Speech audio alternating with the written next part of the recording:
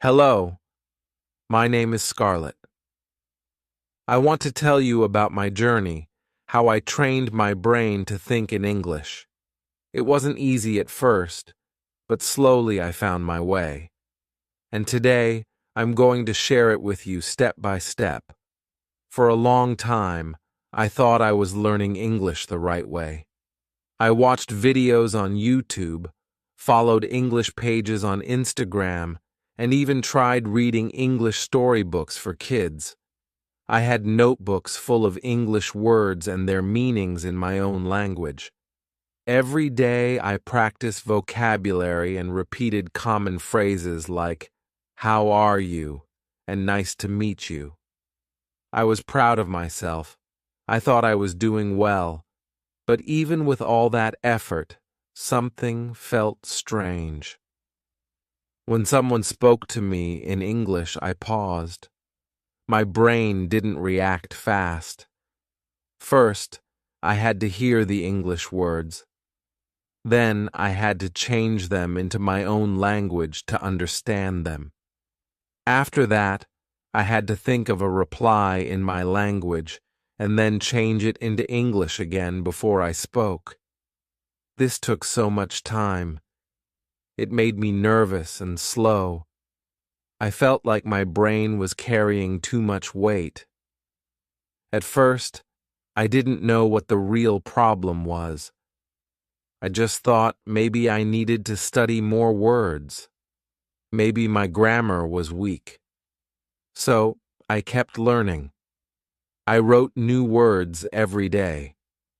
I repeated grammar rules like do and does, is and are, past tense and present tense. But nothing changed. I still had to translate everything in my mind. I still couldn't speak smoothly. One day, I was trying to speak with a tourist at a museum in my town. He asked me, "How far is the main street from here?" I knew what how far meant.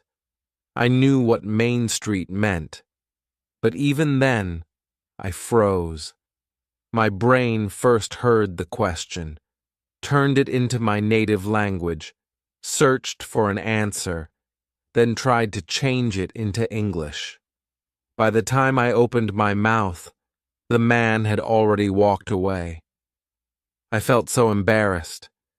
That moment stayed with me. I knew something had to change. That night, I sat on my bed and thought deeply. Why can't I speak fast like native speakers? I asked myself. Why is it so hard for me to think in English? I remembered my English teacher once told me fluent English is not just about knowing words, it's about thinking in English. At that time, I didn't really understand her words, but now it hit me hard. I finally understood the problem. My brain was still living in my first language. Even though I had English books and English videos around me, my thoughts were not in English. My inner voice, yes, that little voice that speaks in your head when you're alone, was still using my native words. It was like I had two worlds. The world outside was trying to be English, but the world inside my head was not ready. Once I noticed this, I began watching myself more closely. I paid attention to what I was thinking. When I woke up, my brain said, "I have to brush my teeth," but it said it in my own language. When I saw a dog on the street, I thought, "That's a cute dog." But again, it was not in English.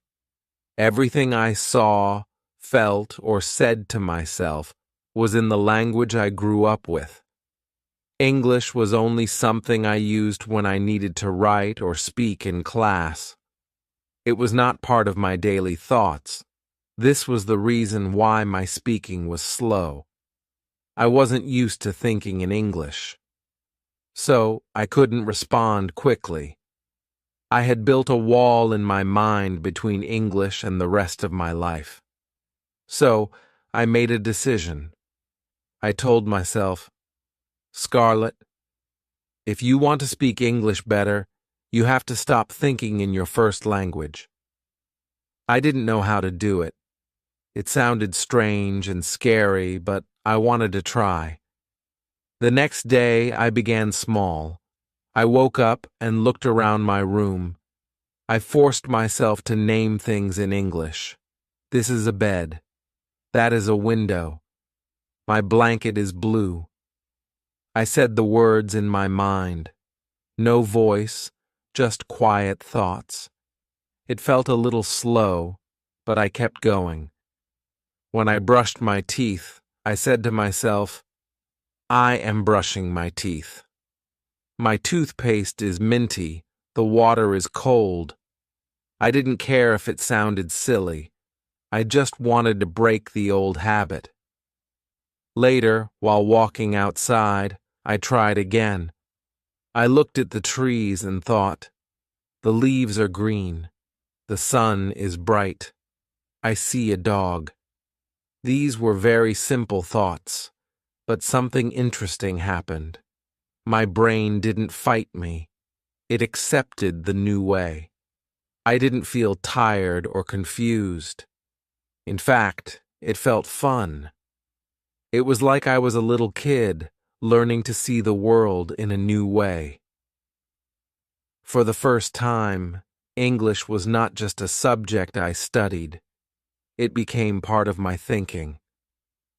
I kept doing this all day for small things.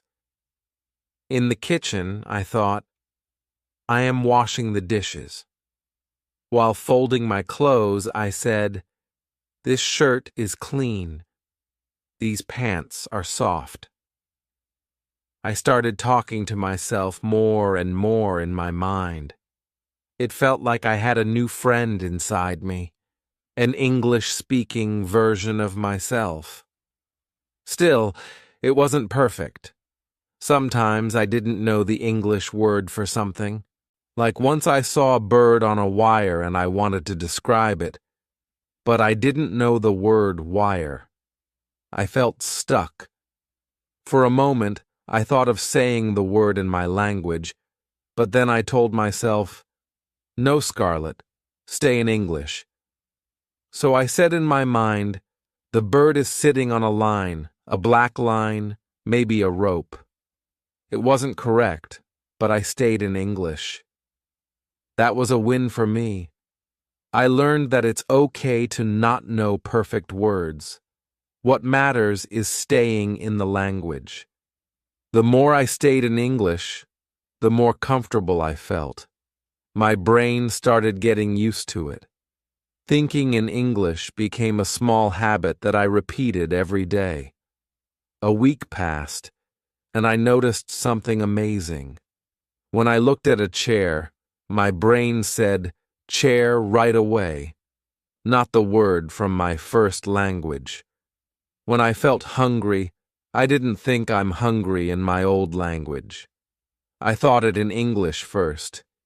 Even my dreams started to change. One night, I dreamed I was in a grocery store asking the worker, where is the sugar? I woke up smiling. I was so happy because this was the first time I dreamed in English. It showed me that my brain was slowly switching. English was starting to live in my mind naturally. But of course, this was just the beginning. I still had a long way to go. Thinking in English for a few minutes was nice, but I wanted to do it all day. I wanted to be able to think fast, speak easily, and not return to my old language. So I started looking for more ways to stay inside English. I realized I needed more practice, not just with thinking, but also with speaking, even if I had no one to talk to. That's when a new idea came into my mind. I asked myself, what if I start speaking to myself out loud in English? I was already thinking in English at least sometimes. But now I wanted to take the next step. I wanted to use my voice and speak to myself like I was talking to a friend. It sounded funny, but I thought it could help. My heart felt excited and nervous at the same time. That moment was the start of something new, something even more powerful. I didn't know it then, but what came next would change my English even faster. It would build my confidence and help me stay in the English world longer. After I noticed how often my thoughts were in my first language and I started trying to think in English, my world slowly began to change. But even though my thoughts were becoming English little by little, I felt there was still something missing. It was like planting a seed, but not watering it enough. I needed more. Just thinking in English helped. Yes, but I wanted to speak fluently, not just think quietly inside my head. One morning I was brushing my hair and thinking in English, saying in my mind, "My hair is long. It looks shiny today. I need to wash it tomorrow." But then I stopped and looked in the mirror. I whispered those same words out loud, just very softly. "My hair is long. It looks shiny today. I need to wash it tomorrow." The sound of my voice in English surprised me. It made everything feel more real. And in that tiny moment, I had a new idea that changed everything. I thought, what if I speak to myself out loud in English all the time? Not just in my head, not just when I write or read, but actually speak to myself, like I'm having a conversation with a friend. But that friend is me. It felt strange at first. After all, people say talking to yourself is weird. But I wasn't doing it to be silly. I was doing it to train my brain. If I could hear my own voice speaking English every day, maybe my mouth would get used to it. Maybe my brain would start to connect my thoughts and my speech faster. Maybe, just maybe, I could break that slow habit of translating everything from my first language to English before I speak.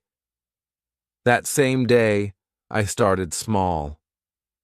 I walked to the kitchen and said out loud, "I'm going to make some tea." My voice was soft. I was alone and I felt a little shy even though no one was watching.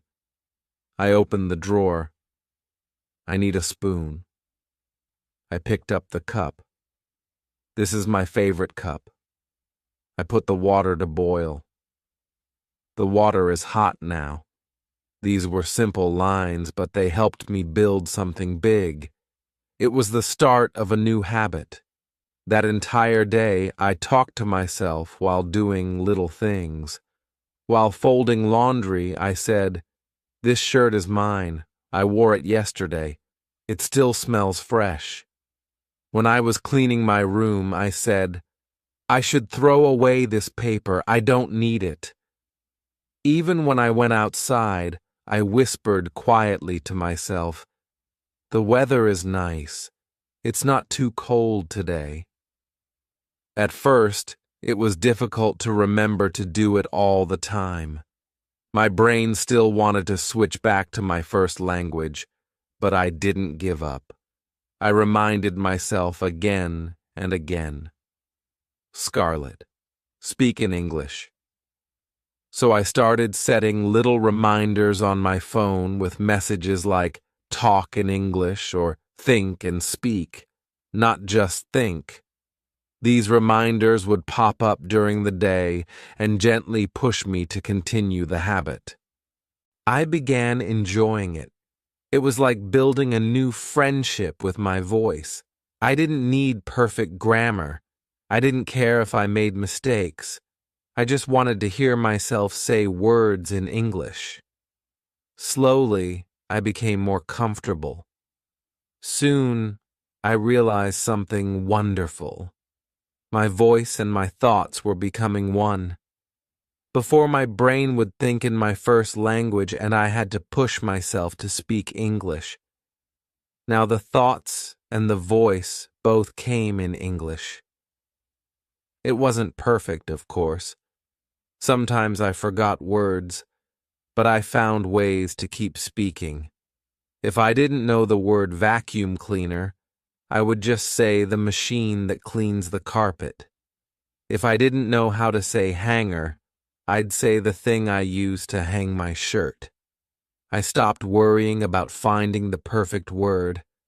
I just kept going, and the more I kept going, the more my confidence grew. I also started creating little stories out loud while walking around. For example, if I was cooking rice, I would say, "Now I am going to make some rice. First, I will wash it. The water is cloudy. That means it's dirty. Now I pour the water out. Now I will cook it. I hope I don't burn it like last time." I laughed at myself sometimes. It was funny to hear myself telling small stories about such boring things, but it made the process fun, and most importantly, it helped me stay inside the English world longer. The longer I stayed inside English, the easier it became. One time, I even played a game with myself. I pretended I was making a YouTube video. I turned on my phone camera but didn't record, and I said, "Hello everyone, welcome to my kitchen. Today I will show you how to make my special tea. First, we take the water. Then we add some ginger. Now we boil it." I acted like a real host. I smiled while speaking. I laughed when I forgot words and just kept going. I was playing, but I was also learning. I was training my voice to become friendly with English. Another day, I sat in front of my mirror and practiced conversations. I said, "Hi, my name is Scarlett." "Nice to meet you. How are you?" "I'm doing well. Thank you. What do you do?" Then I would answer as if I were the other person. "Oh, I'm a student. I love learning languages." Then I'd go back to being me. I even added hand gestures and facial expressions. I wanted to feel natural. I wanted to train myself for real conversations by making fake ones. And little by little, I started noticing changes. When someone spoke English to me in real life, I didn't freeze. My brain didn't stop. I was ready to speak back. My answers came faster. My voice didn't shake. My words flowed better. Of course, there were still tough days. Some mornings I woke up tired and didn't feel like talking at all. On those days, I gave myself a break. But I still tried to do a little. Even if it was just one sentence like, "Today I am feeling sleepy." I kept the chain alive. I learned that talking to myself in English didn't need to be a perfect performance. It was just a quiet promise I made to myself to keep speaking no matter what. And even when I was around people, I found clever ways to continue my habit. If I was walking to the grocery store, I would whisper softly under my mask. If I was on a bus, I'd pretend I was listening to music while quietly talking about what I saw outside. There's a boy with a red backpack. That woman has a kind face. The sky looks gray today. These small sentences helped my brain stay connected to English all day long. Then something very special happened. One afternoon, I was walking in the park and saw a tourist family asking for directions. They were looking around, confused. I walked up to them and said, Do you need help? The man smiled and asked, Yes. Can you tell us how to get to the central library? And to my surprise, I didn't freeze. I didn't need to translate anything in my mind. I just said, Yes. Go straight down this road, then turn right at the traffic light. It's the big building with blue glass windows. The words came naturally. I felt no fear. I felt strong. I felt proud. As I walked away, I whispered to myself, You did it, Scarlett. This is working. That night, I sat on my bed and thought about my journey so far. From being stuck in my own language to thinking in English to now speaking to myself all day. I had come so far. I realized that fluency is not just about grammar books or long vocabulary lists. It's about practice. Real, daily, simple practice. And for me, talking to myself became the most powerful way to train my speaking. It was like building a muscle. The more I used it, the stronger it got. But there was still one more thing I wanted to do. I wanted to use English in more places, not just at home or in my room. I wanted to use it during my real daily activities while shopping, walking, cooking, cleaning, and everything else. I knew this next step would take more courage. I would have to use English even when people might hear me or look at me. I would have to carry English with me everywhere. After I started speaking to myself in English all the time, I noticed something else. Even though I was saying many sentences in English every day, my brain still had an old habit. It kept translating from my first language before I spoke. It was like my thoughts were wearing a heavy coat that they didn't need anymore. That coat was translation. I would think of something in my native language, then try to find the English version of it. And that step, the translation step, was slowing me down. It made me speak slower. It made me feel less natural. I wanted to speak freely, like the way I did in my first language. But how could I do that if I kept translating every sentence before I said it? One morning, I was making toast in the kitchen. As usual, I was speaking to myself in English. I said, I need to, take the toaster. No, wait. I need to warm the bread. I had paused because I couldn't remember the exact word for putting the bread inside the toaster. I got stuck. My brain was searching in my first language and trying to bring the English word from there. That's when I realized something important. I didn't have to say everything perfectly. I didn't need fancy words. I didn't need long, hard sentences. I could just use easy words, words I already knew, and trust them. So instead of saying something like, I am placing the slices of bread into the toaster in order to prepare breakfast, I said I put the bread in. Now I wait. When it's ready, I will eat. It was simple. It was not perfect, but it was clear. I understood it. If someone else heard it, they would understand too. That's all that mattered. I decided that day to stop translating and start trusting. I would trust my easy English words. I told myself, Scarlett, you know enough. Use what you have. Stop waiting to be perfect. Start being brave.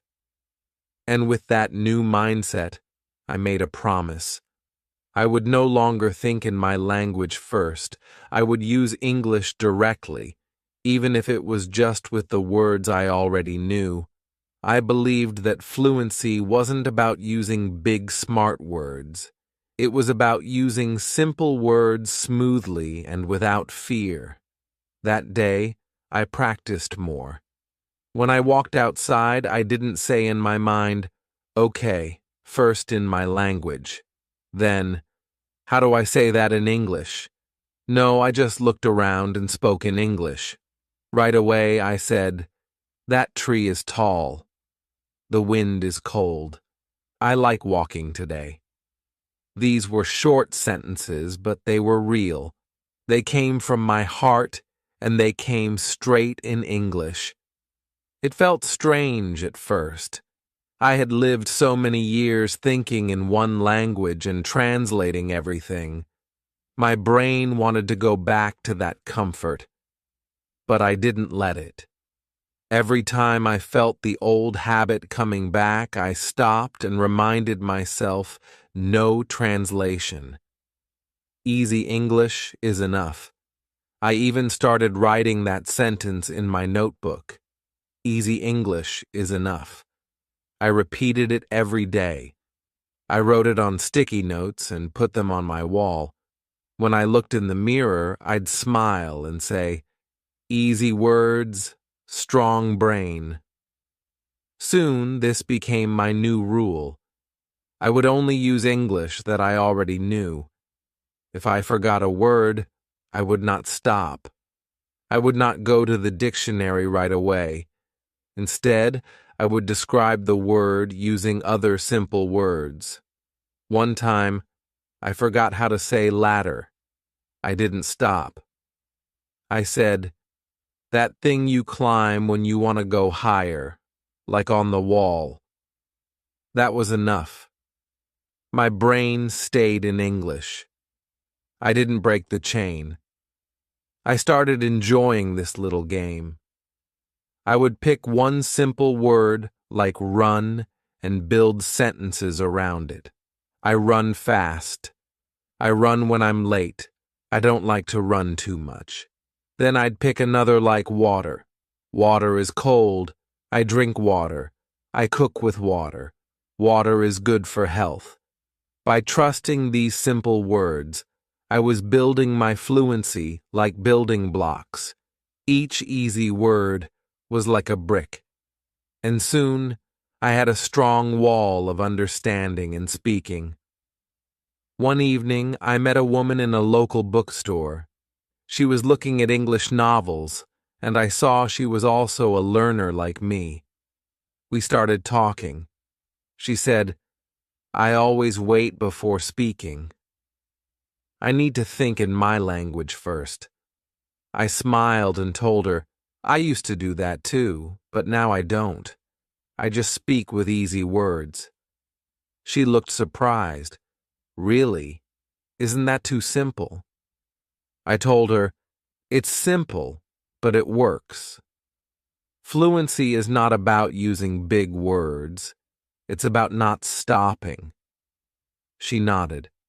We had a long talk, both of us using only the English we were comfortable with, and it was a great conversation. That moment proved to me again, simple words are strong enough. As days passed, I stopped checking my phone for translations. Before I used to stop every time I didn't know a word. Now I just moved on. I trusted myself more. I was becoming a friend to my own English voice. My sentences were short, but my confidence was big. And that confidence started showing in real situations. One day I was in a coffee shop. A tourist couple was sitting near me and looking confused about the menu. The girl looked at me and asked, "Excuse me, can you help us?" I smiled and said, "Yes. What do you need?" She said, "We don't understand this item." "What is cold brew?" I thought quickly. I didn't know the exact words to explain how cold brew is made, but I used easy English. I said, "It's coffee, but cold. They make it slowly. It has strong taste." The girl smiled and said, "Thank you." That helps. I felt proud. Not because I used perfect English, but because I didn't stop. I trusted my simple words, and they worked. That moment taught me something big. We don't need to wait until we know everything. We just need to use what we already know. Language is like music. You don't need to play every note. You just need to stay in rhythm. And for me, the rhythm came from simple English. I also realized that children learn languages this way. They don't start with big words. They use small, easy words. Eat, go, play, big, small, like, don't like. And guess what? People understand them. So I started thinking of myself like a child learning again. And that idea made me feel free. I didn't feel shy anymore. I didn't feel like I had to impress anyone. I just had to express myself. After that, I started helping other learners too. I told them, don't worry about fancy words, just speak. Use the words you know. Some of them said, but I sound like a beginner. I told them, that's okay. Fluency means speaking without stopping, not speaking like a professor. We all laughed and we all practiced together. And the best part, we all got better just by using easy English. I made a journal too, but not a normal one. I called it my Simple English Journal. Every day I wrote 3 to 5 sentences in it, using only the words I was comfortable with. For example, today is sunny. I drank tea. I feel happy. I saw a cute dog. The dog was small and white. Simple, right? But every sentence was a small victory. Every sentence was proof that I could think and write and speak in English without translation and without fear. Now my days feel different. I wake up and think in English. I speak to myself using easy words. I write in my journal. I help others. And I do all of this without going back to my first language. It's like I've opened a new door in my brain. Behind that door is a place where I don't need to be perfect. I just need to be present. I just need to keep going. I remember how I used to sit and wait for the right word to come. I used to say, wait, I can't speak until I know the exact word. But now I speak first and learn later. If I don't know a word today, I will learn it tomorrow, but I won't let it stop me today. That's the power of trusting easy English. And now I was ready for the next step. I wanted to start thinking in English during every real-life activity I did. Shopping, cleaning, walking, cooking, and stay inside the English world every moment I could. After I stopped translating and began trusting the easy English words I already knew, something inside me changed. I felt lighter, like I was finally free to express myself without fear or stress. Speaking in English didn't feel like a job anymore. It started feeling like a part of who I was. But I knew that speaking to myself and writing simple sentences in a journal were only the beginning. If I truly wanted to make my brain think in English all the time, I had to go deeper. I had to turn every part of my life into a place where English lived. I had to use my daily life as my English practice room. The idea came to me one afternoon while folding laundry. I was matching socks and stacking t-shirts when I realized something. My hands were busy, but my brain was quiet. And then I asked myself, why am I not using this moment to practice English? I smiled, picked up a blue shirt, and said aloud, "This shirt is soft. I like this color. It's my favorite for weekends." And just like that, a normal chore became an English activity. It felt so natural. I kept talking. "These pants are a little tight. I should wear them less. Maybe I need to buy new ones soon." That small shift made a big difference. Suddenly, folding clothes wasn't just folding clothes anymore. It was language time. From that day on, I decided that every small task I did in a day could be my English practice. I made a promise to myself. "Scarlett, don't wait for a perfect moment to practice English. Use the life you already have." So, I did. Every day, every activity became part of my learning. When I made breakfast, I spoke aloud in English. "I need 2 eggs. Where is the butter? I'm making toast again. Maybe I should eat fruit instead."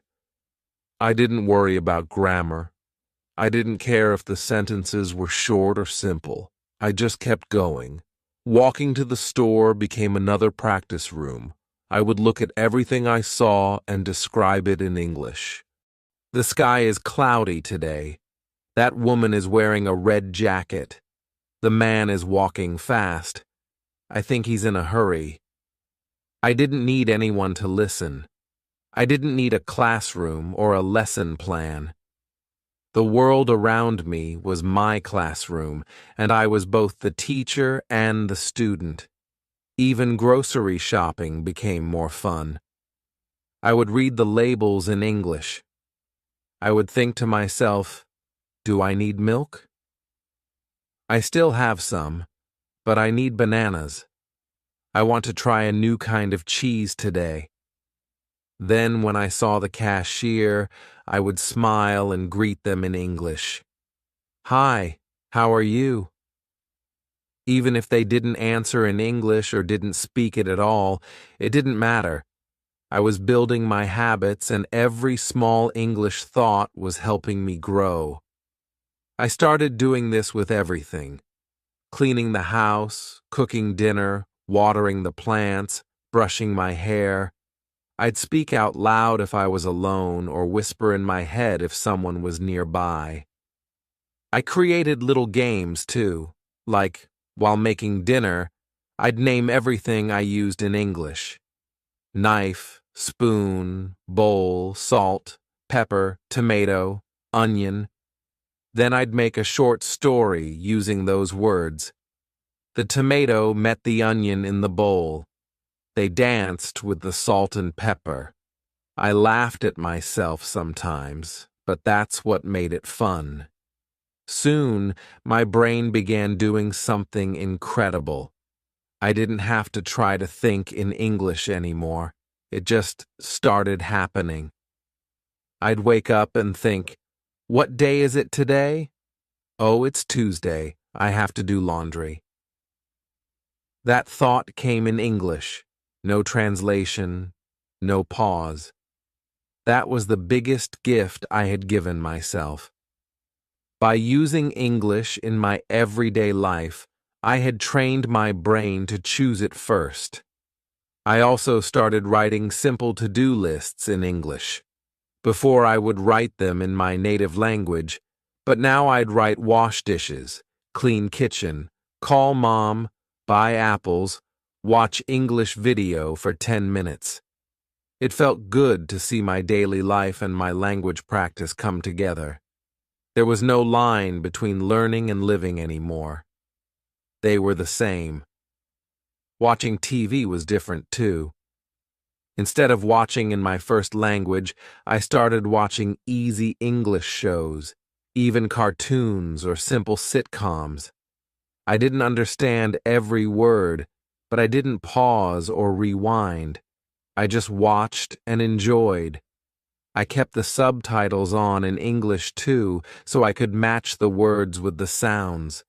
At first, I was a little slow, but soon I started catching words without reading. Sometimes I'd repeat a funny line aloud just for fun. It made me feel like I was part of the show. Even music helped. I would listen to English songs and sing along. I didn't care if my voice was good or not. It wasn't about singing, it was about feeling the language. I learned how the words sounded when spoken quickly. I learned rhythm and tone. One song had the line, "Don't stop believing," and I sang it over and over until it became part of my thoughts. Sometimes I'd wake up in the morning and that line would be in my head. That's when I knew I was starting to live in English.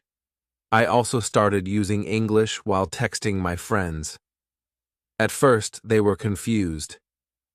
"Why are you writing in English?" they asked. I told them I'm training my brain to think in English. "Can you help me?" Some of them joined me. We made it a small challenge. Let's text only in English for one day. And we did. That one day became many days. We started sending voice notes too, using easy English. We laughed at our mistakes but kept going. That support made me stronger. Of course, not every day was perfect. Some days I felt tired. Some days my brain wanted to switch back to my native language. But I kept reminding myself it's okay to be tired. Just say one sentence in English. Just one. And that one sentence always turned into two, then three, then more. I learned that showing up every day, even for 5 minutes, was more powerful than waiting for a perfect hour. I also noticed a big change when I was out in public.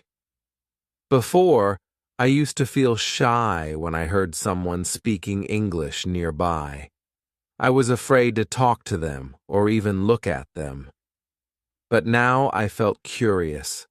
I'd listen, try to understand, and sometimes even join the conversation. One time I was waiting in line at a bakery, and 2 tourists behind me were confused about the menu. I turned around and said, "You should try the cinnamon roll. It's really good." They smiled and said, "Thank you." That helps a lot. My heart was racing, but I felt so happy. That moment happened because I had practiced every day, not with books, but with life. Every corner of my life had become my practice room. My kitchen was a vocabulary lab. My walk to the park was a speaking session. My bedtime thoughts were now in English. I even started dreaming in English. It wasn't every night, but when it happened, I would wake up smiling. I would whisper to myself, "You're doing it, Scarlett. You're really doing it."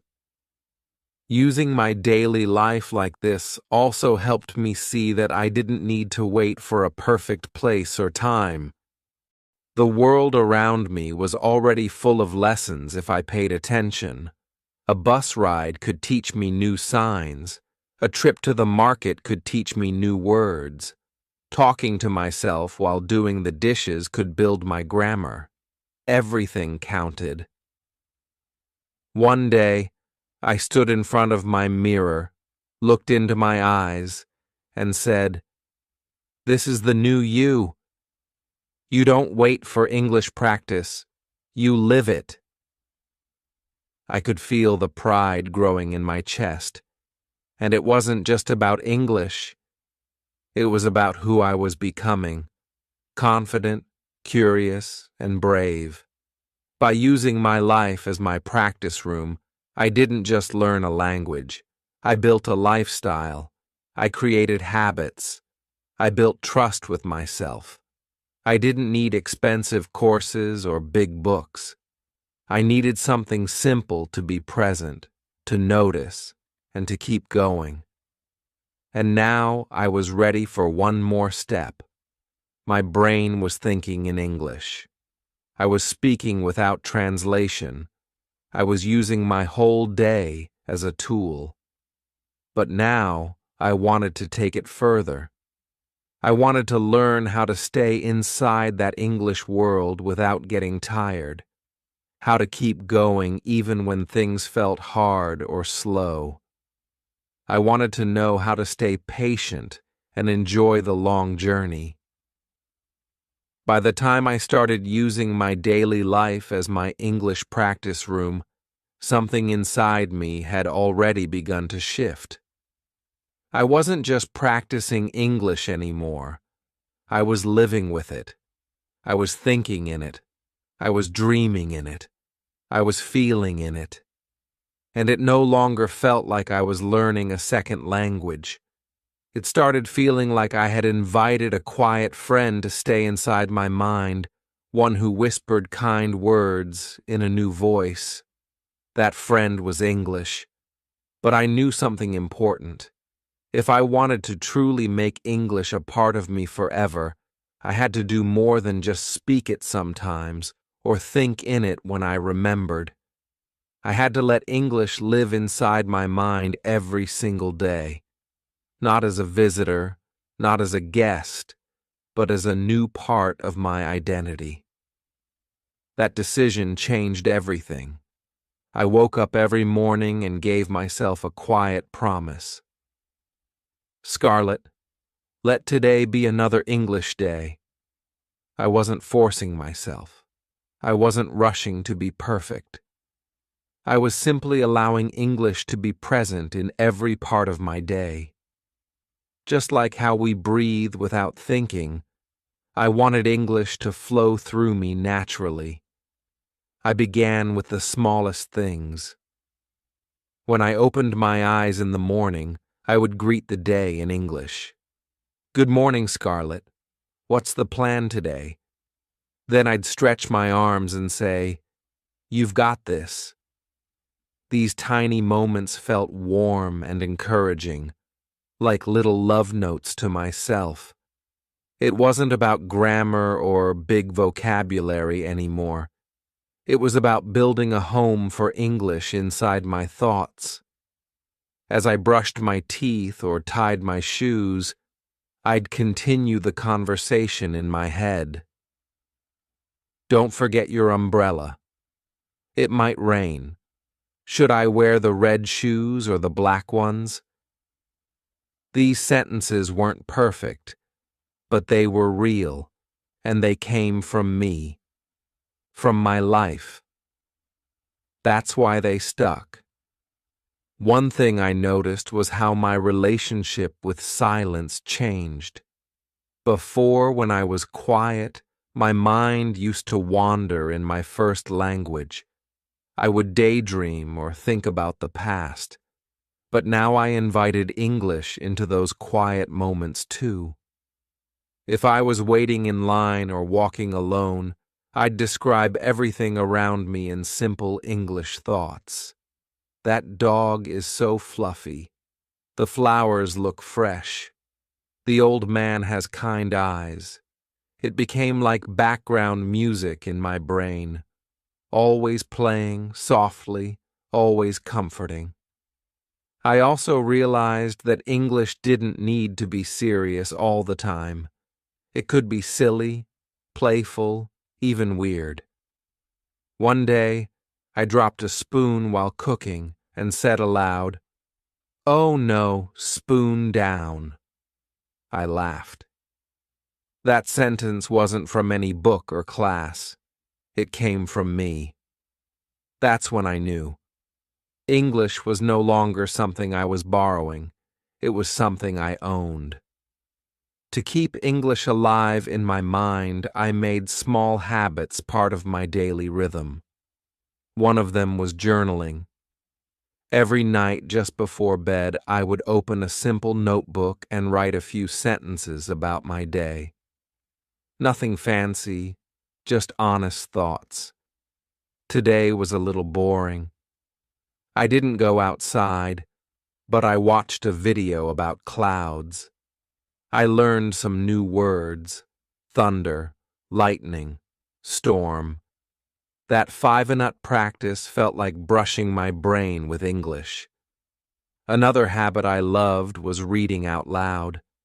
I didn't read long books or difficult articles. I picked short paragraphs, quotes, storybooks, funny news. I would read slowly like I was tasting the words. Sometimes I read in front of the mirror, pretending I was a news anchor or a YouTube star. Hello, everyone. My name is Scarlett, and today I'm going to tell you about my breakfast. I giggled, but I kept going. These playful moments gave me power. They reminded me that I was in control of my learning, but not every day was easy. Some mornings I felt lazy. Some evenings I felt tired. On those days, the voice in my head would try to pull me back. You can skip English today. One day won't matter.